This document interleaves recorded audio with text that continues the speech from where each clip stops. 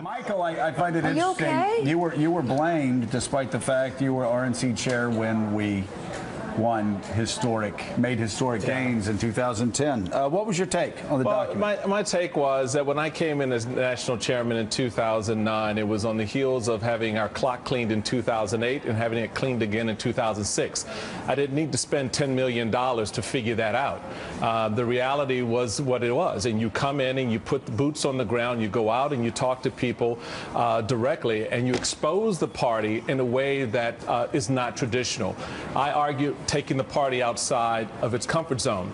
A lot of members at the time thought that was a good idea until they realized this is going to require exposure on policy, exposure on principle, exposure on a lot of things that the party just didn't want to be exposed on. And that's what I take away from this report.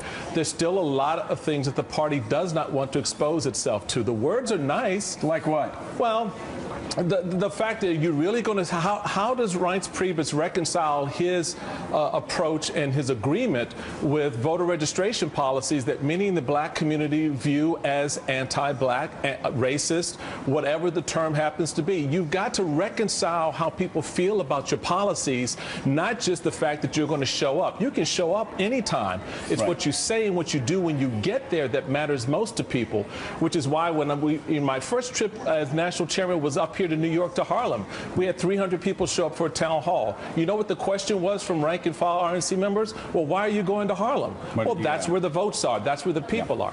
Exactly.